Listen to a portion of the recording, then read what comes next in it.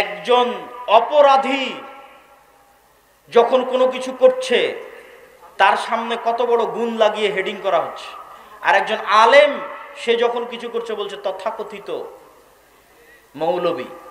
অথবা বড় অপরাধীকে যখন আদালতে পেশ করা হচ্ছে হাতে হ্যান্ডকাফ নাই, কিন্তু আলেমকে যখন আদালতে পেশ করা হচ্ছে মোটা রশি দিয়ে হাত বেঁধে আদালতে পেশ করা হচ্ছে। এটাই হচ্ছে রাষ্ট্রীয় কাঠামোগত বিদ্বেষ, যা আপনার অজান্তে হয়ে আছে। আপনি এটার সাথে ফাইট দিয়ে পারবেন না, ঠিক বলেও পারবেন না। ওটার সাথে ফাইট দিতে হবে শক্তিশালী প্রতিষ্ঠান তৈরি করার মাধ্যমে। এই শক্তিশালী প্রতিষ্ঠান তৈরি করার জন্য মুসলমানদের সন্তানদের চিন্তা করতে হবে, পরিকল্পনা করতে হবে। সর্বোপরি আমাদের সবচেয়ে বড় সমস্যা আমাদের তরুণ প্রজন্ম। আমাদের তরুণ প্রজন্ম নেশায় ব্যস্ত, মাদকতায় ব্যস্ত, জুয়ায় ব্যস্ত। আর আপনি অন্যদের তরুণ প্রজন্মকে দেখেন তারা কি করছে, তারা প্রোডাক্টিভ, তারা জ্ঞান অর্জন করছে, জ্ঞান বিতরণ করছে, জ্ঞান শিখছে। যেই দিন ফুটবল বিশ্বকাপ হচ্ছে সেই দিন আপনি ক্যামব্রিজ এবং অক্সফোর্ডের বিশ্ববিদ্যালয়ে কিছু বুঝতে পারবেন না, আর ঢাকা বিশ্ববিদ্যালয়ে দেখবেন হাজার হাজার ছাত্র একত্রিত ফুটবল খেলা দেখছে। এটাই হচ্ছে আমাদের এবং তাদের মধ্যে পার্থক্য। কেন তারা পৃথিবী শাসন করছে আর আমরা কেন পৃথিবীর গোলাম হয়ে আছি? আমাদের এই প্রোডাক্টিভিটি না থাকা আমাদের সবচেয়ে বড় ব্যর্থতা। সম্মানিত উপস্থিতি,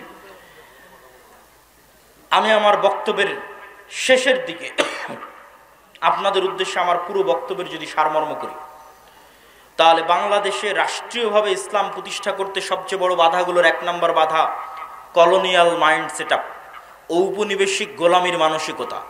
2 নম্বর বাধা ভুল রাজনৈতিক বয়ান। 3 নম্বর বাধা রাষ্ট্রীয় কাঠামোগত বিদ্বেষ। 4 নম্বর বাধা ব্যক্তিগত জীবনে মুসলমানেরা ন্যায়পরায়ণ নয়, মুসলমানেরা মিথ্যুক, দুর্নীতিবাজ। তাদের দিয়ে আল্লাহ কখনোই রাষ্ট্রে ইসলাম প্রতিষ্ঠা করাবেন না। আগে একদল প্রজন্ম লাগবে যে সত্যবাদী হবে, ন্যায়পরায়ণ হবে। 5 নম্বর, আমাদের শক্তিশালী প্রতিষ্ঠান নাই। হাজার হাজার লক্ষ লক্ষ মানুষ আছে, কিন্তু লক্ষ লক্ষ মানুষের শক্তিশালী প্রতিষ্ঠান নাই। শক্তিশালী প্রতিষ্ঠান লাগবে। 6 নম্বর, সমাজে সোশ্যাল জাস্টিস, ন্যায় বিচার, নিজ নিজ জায়গা থেকে ন্যায় বিচার প্রতিষ্ঠা করতে হবে, নিজ পরিবারে, নিজ সমাজে, নিজ গ্রামে। তাহলে আল্লাহ একদিন দয়াবান হয়ে আমাকে এবং আপনাকে সেই জায়গায় পৌঁছে দিবেন যেই জায়গায় যাওয়ার আমরা যোগ্য। আমাদের বাপদাদারা যেই জায়গায় ছিল, আমাদের পিতৃপুরুষরা যেই জায়গায় ছিল। ইসলামী খেলাফা কাল্পনিক কোনো থিওরি নয়। পৃথিবীতে সবচেয়ে বেশি শান্তি স্থাপনকারী, সবচেয়ে সাকসেসফুল, সবচেয়ে শক্তিশালী অর্থনৈতিক, রাজনৈতিক, রাষ্ট্রীয় কল্যাণমূলক সিস্টেম হচ্ছে ইসলামী খেলাফা। অতএব এটা বাস্তব পরীক্ষিত, সুতরাং সেটিকে নিয়ে আসতে চাইলে। আর 7 নাম্বার, যে সমস্ত তন্ত্রে মন্ত্রের মাধ্যমে আমরা চাচ্ছি যে আমরা যাব, এই তো পারে।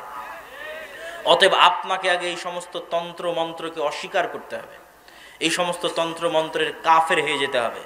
এগুলো সব ইসলাম বিরোধী। তারপরে এইভাবে যেভাবে নবীরা শুরু করেছে সেভাবে শুরু করতে হবে।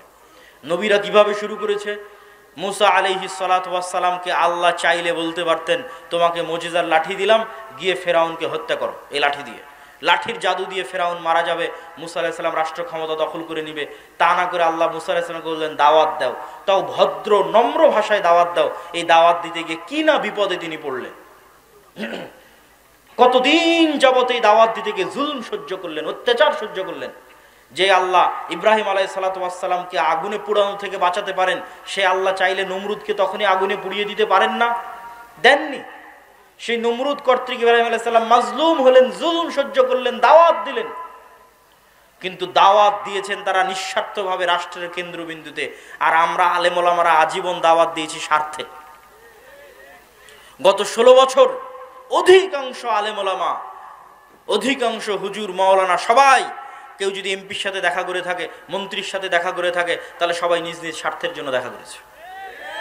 কেউই নিঃস্বার্থভাবে ইসলামের দাওয়াত দেওয়ার জন্য দেখা করে। কিন্তু নবীরা নিঃস্বার্থভাবে দ্বীনের জন্য কাজ করতেন।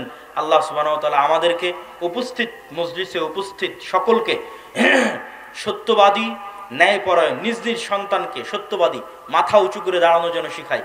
কেন আল্লাহর নবী লোন নীতি নিষেধ করেছেন? সুদ ভিত্তিক না, স্বাভাবিক কর্জ নিতে কেন নিষেধ করেছেন? আজ স্বাভাবিক কর্জ নিলে কাল মিথ্যা বলবেন, কাল যখন টাকা চাইতে আসে মিথ্যা বলবেন। আপনার ছেলেকে মিথ্যা শিখাবেন, বউকে মিথ্যা শিখাবেন, মিথ্যার উপর তৈরি হয় একটা সন্তান নেতা হবে না, গোলাম হবে। নেতা তৈরি করতে চাইলে মিথ্যা স্টপ, কোনো মিথ্যা চলবে না। সত্য বলো, সত্যের নাম সাহসিকতা। ন্যায় পরায়ণ থাকো, যার যা হক তাকে তার হক বুঝিয়ে দাও। এটি ইসলাম, এটি প্রকৃত ইসলাম। সম্মানিত উপস্থিতি, বক্তব্যের শেষে বলতে চাই, আগামী বছর আমি আদ-দাওয়া ইলাল্লাহর দায়িত্বশীলদের প্রতি উদাত্ত আহ্বান জানাবো, এই যে বিশাল জনসমুদ্র, এরকম প্রোগ্রাম আগামী বছর আসলে এই ধরনের ইউনিয়নে না করে গাবতলী কলেজ মাঠে করা উচিত। কি বলেন আপনারা?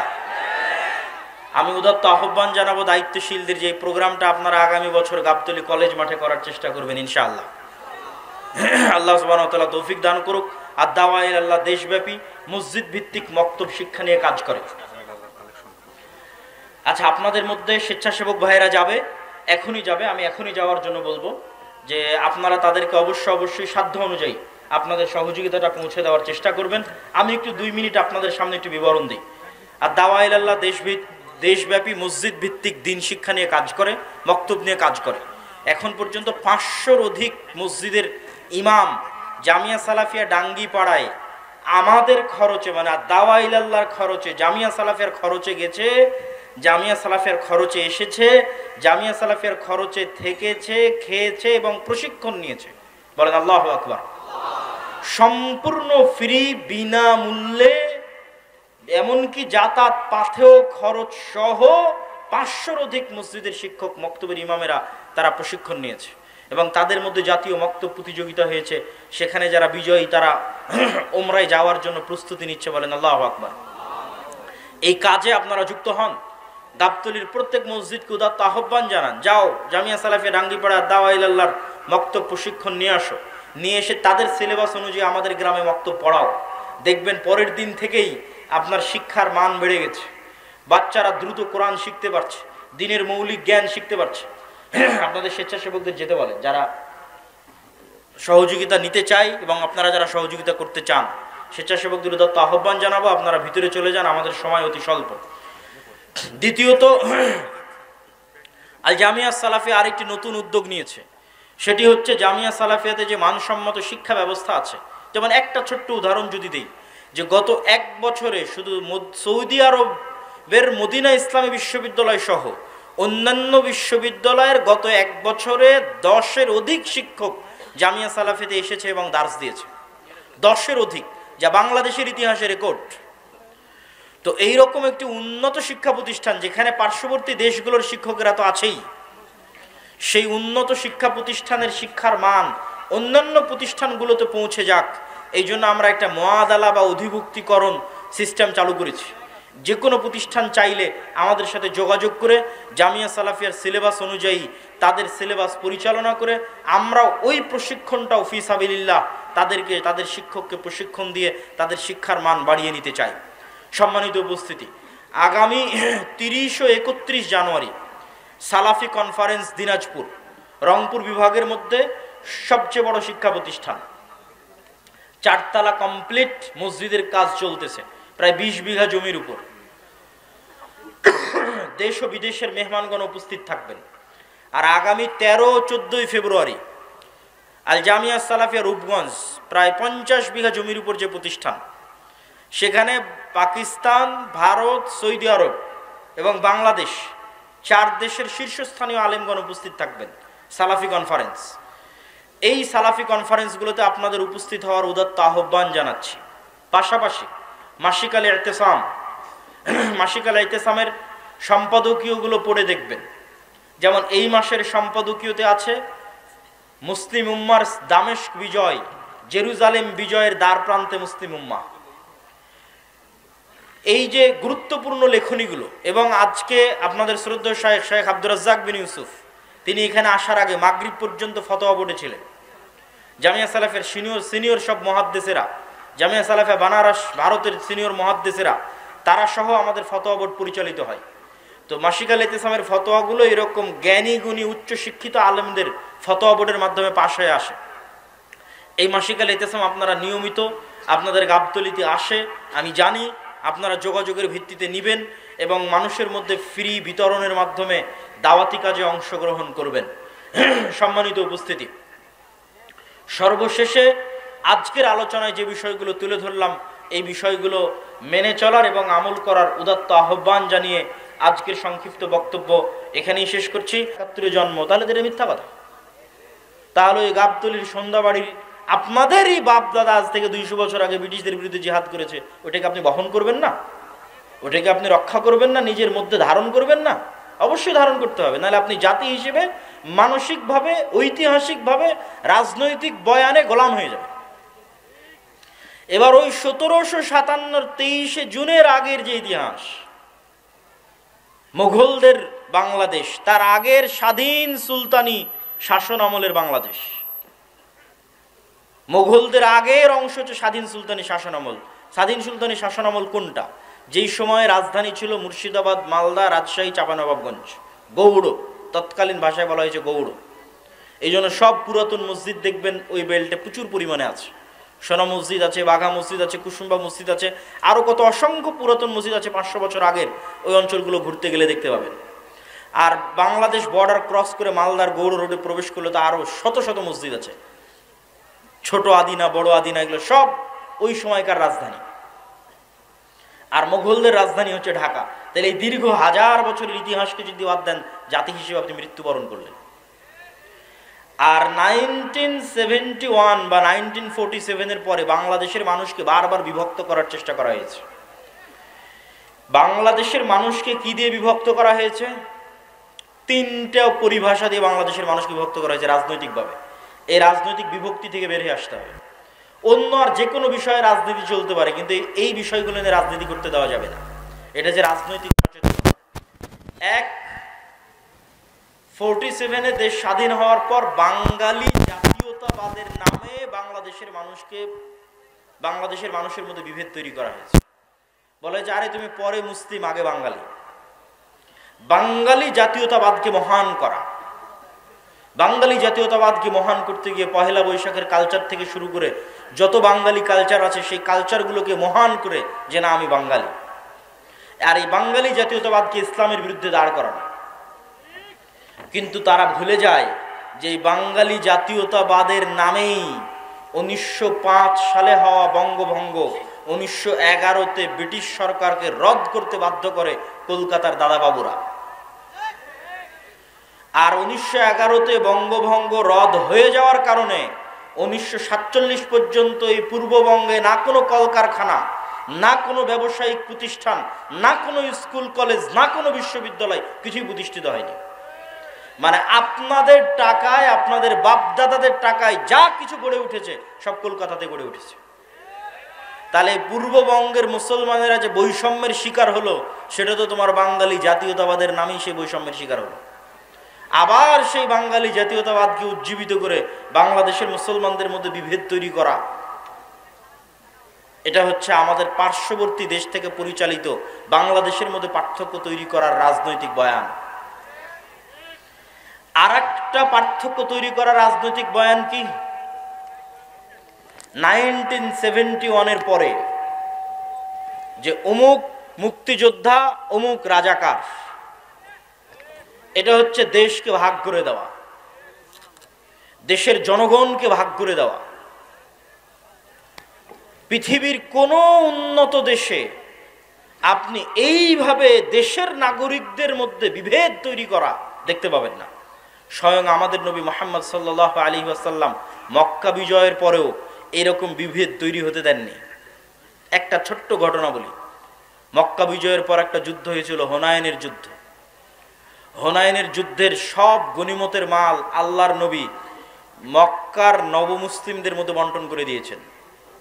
যারা মক্কার এতদিন কাফের ছিল, মুশরিক ছিল, আল্লাহর নবীর বিরুদ্ধে বদরে যুদ্ধ করেছে, উহুদে যুদ্ধ করেছে, খন্দকে যুদ্ধ করেছে, তাদের মধ্যে তারা আজ মক্কা বিজয়ের সময় মুসলমান হয়ে গেছে, তাদের মধ্যে আল্লাহর নবী হুনাইনের সকল সম্পদ বন্টন করে দিলেন।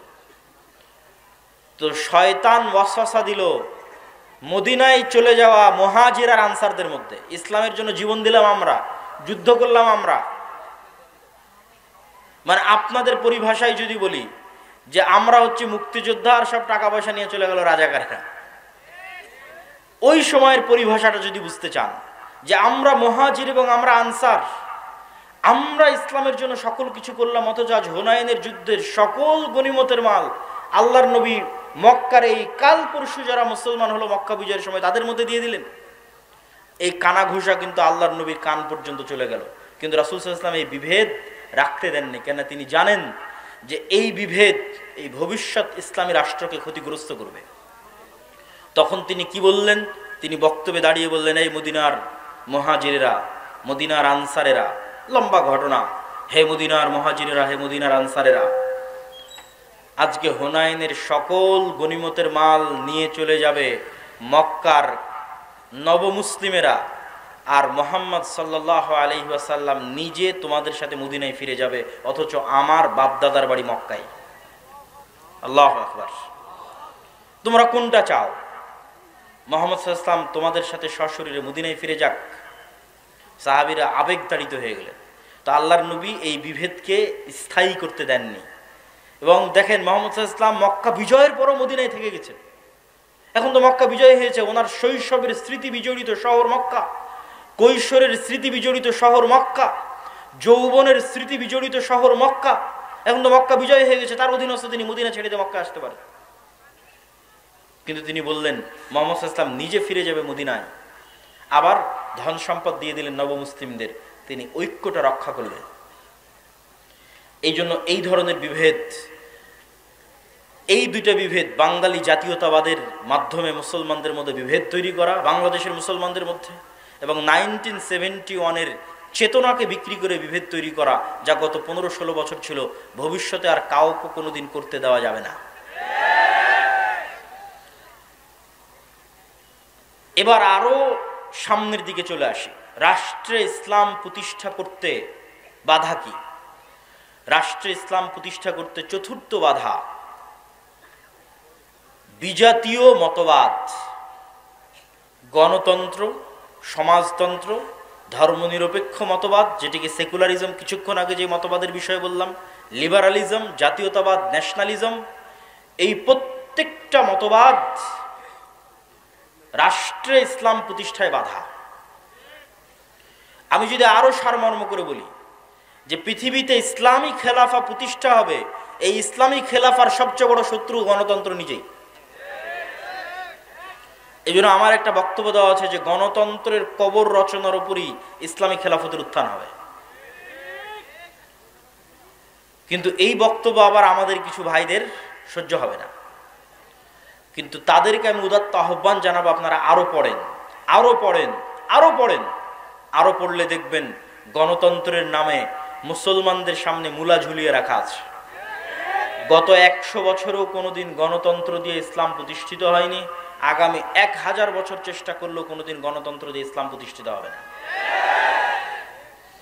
হ্যাঁ, গণতন্ত্র দিয়ে যে ইসলাম প্রতিষ্ঠিত হবে, যদি বলেন যে হ্যাঁ হবেই হবে, তাহলে আমি চ্যালেঞ্জ দিয়ে বলে গেলাম, গণতন্ত্র দিয়ে যে ইসলাম প্রতিষ্ঠিত হবে ওটা বিকৃত ইসলাম, কম্প্রোমাইজড ইসলাম, পূর্ণাঙ্গ ইসলাম নয়।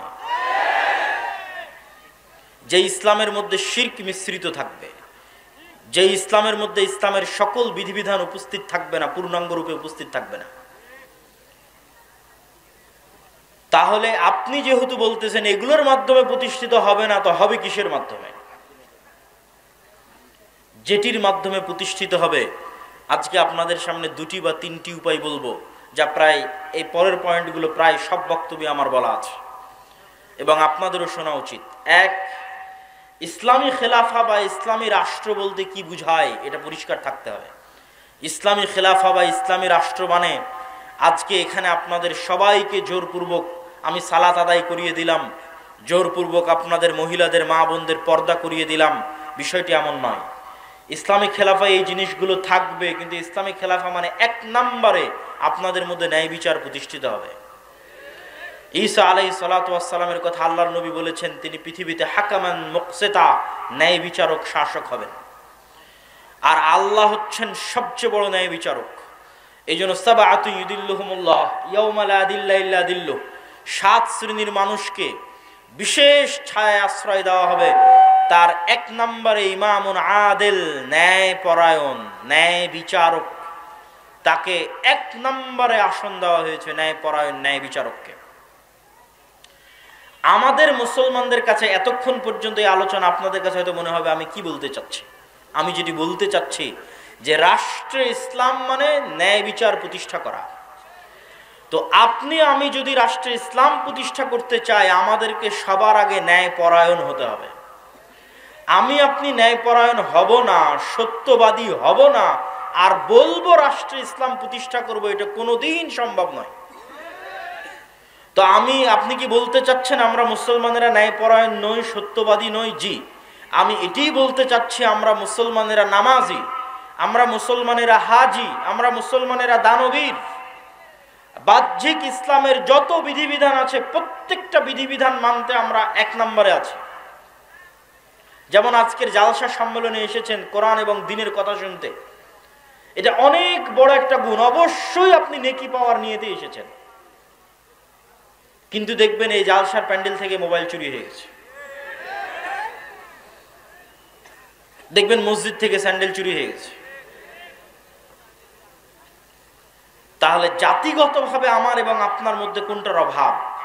জাতিগতভাবে আমার এবং আপনার মধ্যে নামাজের অভাব নাই, দানের অভাব নাই, হাজি উমরাকারী ব্যক্তির অভাব নাই, কিন্তু সত্যবাদী হবে, ন্যায় পরায়ণ হবে, এরকম মেরুদণ্ডওয়ালা একটা প্রজন্ম আমাদের মধ্যে নাই। আপনি আমাকে যদি এখন রাষ্ট্রপ্রধান করে দেন, আমিও বাংলাদেশ চালাতে পারবো না, কেন বাংলাদেশের প্রত্যেকটা সেক্টরে দুর্নীতি আছে। ওই সমস্ত দুর্নীতিবাজ সচিবেরা, মন্ত্রীরা, ওসিরা, ডিসিরা এক সেকেন্ড আপনাকে রাষ্ট্র চালাতে দিবেন, আপনাকে উৎখাত করে ফেলে দিবে। তাহলে আপনি এরকম দুর্নীতিগ্রস্ত একটা কাঠামোর মধ্যে বলবেন আমি ইসলাম প্রতিষ্ঠা করব? আপনাকে একদল সৎ ন্যায়পরায়ণ প্রজন্ম আগে নিয়ে আসতে হবে। যে সৎ ন্যায়পরায়ণ প্রজন্ম টাকার কাছে বিক্রি হবে না, চাপের কাছে বিক্রি হবে না, তার দায়িত্বের আমানত রক্ষা করবে মৃত্যু হয়ে গেল। এটা হচ্ছে সৎ এবং ন্যায়পরায়ণ। এতক্ষণ হয়তো রাষ্ট্রীয় পর্যায়ে বললাম, এই জন্য আপনারা খুব ঠিক ঠিক বললেন। আমাদের ব্যক্তিগত জীবনে যদি আসি, তাহলে কি হবে দেখেন। আপনারা যারা আজ পুরো গাবতলীতে জরিপ করেন, পুরো বগুড়া জেলায় জরিপ করেন, পুরো গাইবান্ধাতে জরিপ করেন, যে কতজন পিতার মৃত্যুর পর তার সন্তান পিতার সম্পত্তিতে বোনকে ন্যায়ের সাথে ভাগ দিয়েছে, জরিপ করেন। আপনারা যারা সামনে উপস্থিত আছেন তারা প্রশ্ন করেন, আপনার আশেপাশে তাকান, পাড়া প্রতিবেশীর দিকে তাকান, কল্পনা করেন কতজন তার পিতার মৃত্যুর পর পিতার সম্পত্তিতে বোনকে ন্যায়ের সাথে ভাগ দিয়েছে। একদল তো আছে ভাগই দেয়নি, কেউ যদি দিয়ে থাকে তাহলে বগুড়ার জলেশ্বরী তলার জমিটা নিজে নিয়েছে, আর বগুড়ার যেটা সারিয়াকান্দির নদীতে ভেঙে আছে ওটা বোনকে দিয়েছে।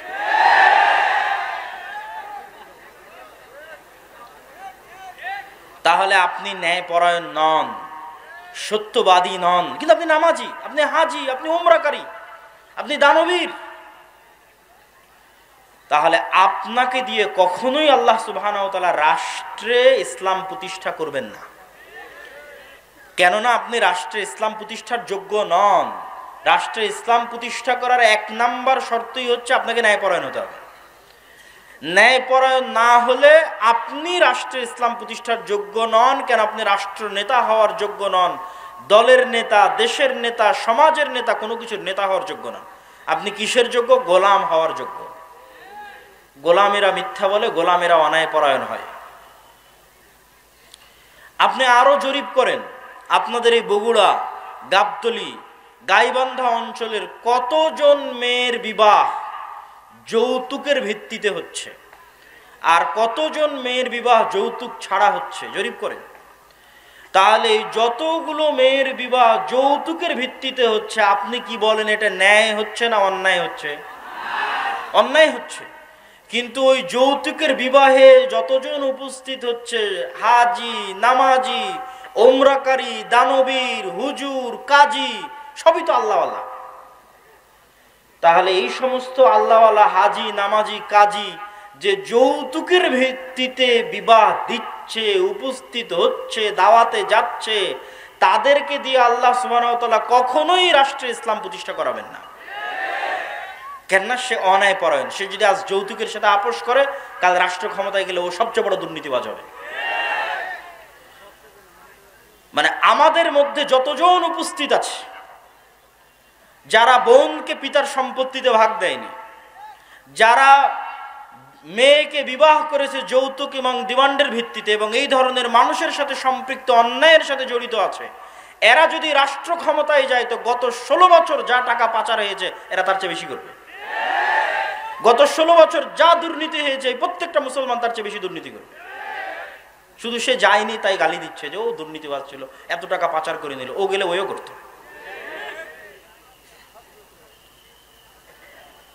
সম্মানিত উপস্থিতি, তাহলে আমরা মুসলমানেরা কি অবস্থায় দাঁড়িয়ে আছি? আমরা মুসলমানেরা রাসূলুল্লাহ সাল্লাল্লাহু আলাইহি ওয়াসাল্লামের ওই হাদিসের উপর দাঁড়িয়ে আছি যে হাদিসে রাসূল সাল্লাল্লাহু আলাইহি ওয়াসাল্লাম বলেছেন, সালাসাতুন মান কুন্না ফিহি বা আরবাউন মান কুন্না ফিহি, তিনটা বৈশিষ্ট্য বা চারটা বৈশিষ্ট্য যার মধ্যে থাকবে সে মুনাফিকান খালেসা, সে স্পষ্ট মুনাফিক। ইদা হাদ্দাসা কাযাবা, যখন কথা বলে মিথ্যা বলে, ওয়া ইদা ওয়াদা আখলাফা, যখন ওয়াদা করে ভঙ্গ করে, ওয়া ইদা তুমিনা খানা, যখন আমানত রাখা হয় তখন সে আমানতের খেয়ানত করে। তো কথা বললে মিথ্যা বলে, ওয়াদা দিলে ভঙ্গ করে, আমানতের খেয়ানত করে, মানে দায়িত্ব দেওয়া হয়েছে দায়িত্বের খেয়ানত করেছে। বাবা মারা গেছে, সম্পত্তি বন্টন করতে হবে, এই কাজটা আপনার কাছে আমানত। আপনি প্রতিষ্ঠানের প্রিন্সিপাল, প্রতিষ্ঠান আপনার কাছে আমানত। আপনি থানার ওসি, থানা আপনার কাছে আমানত। প্রত্যেক দায়িত্বশীলের কাছে তার দায়িত্ব আমানত। তাহলে ওই দায়িত্ব সে পূর্ণাঙ্গ রূপে বাস্তবায়ন না করে কম্প্রোমাইজ করেছে, মানে তারা সব কি হয়ে গেছে বলেন তো? বলেন না কেন, কি হয়ে গেছে? মুনাফিক হয়ে গেছে।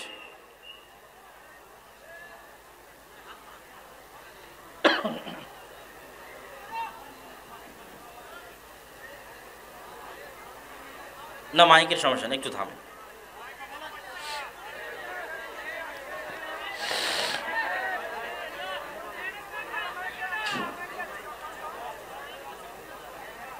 তো ইযা হাদ্দাসা কাযাবা, যখন কথা বলে মিথ্যা বলে, ওয়াদা করে ভঙ্গ করে, আমানত রাখা হলে আমানতের খেয়ানত করে, তাদেরকে আল্লাহর নবী কি বললেন?